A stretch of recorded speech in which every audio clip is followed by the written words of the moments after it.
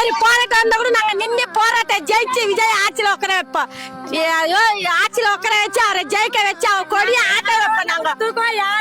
நாங்க யாருக்கு பார்த்து பயப்படுவோம்? இன்னைக்கு புது கட்சி வருதுன்னா அது நாங்க ஜெயிக்கதே வைப்போம். யாருக்கு பார்த்து நாங்க பயப்படுறோமே?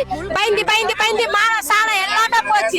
அதிகாரி குடிகாரன் குடிச்சிட்டு வயல போறாங்க. லேடிஸ்க்கு வா போ அசிங்கமா பேசுறாங்க. அதுக்காக விஜய் வந்தா பெண்களுக்கு பாதுகாப்பா இருந்தா எங்களுக்கு நல்லது.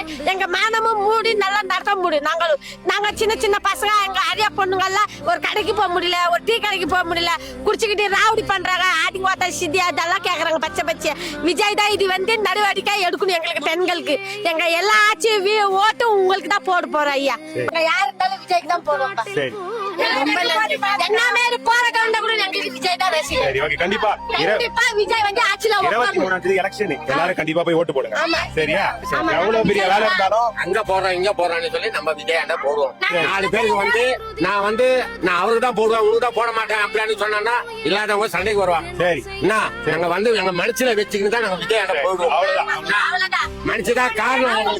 கேட்டீங்கல்ல எவ்வளவு பெரிய விஷயம் இருந்தா கூட நீங்க விஜய்க்கு ஓட்டு போடுங்க. நாங்க எவ்வளவு பெரிய விஷயம் இருந்தா கூட அந்த தியேட்டர்ல விஜயோட படம் வந்து சொன்னால எங்க வியாபாரத்தை விட்டுட்டு நாங்க ஓடுவோம். விஜய் சந்தோஷம். எல்லாரும் போய் போடுங்க கண்டிப்பா.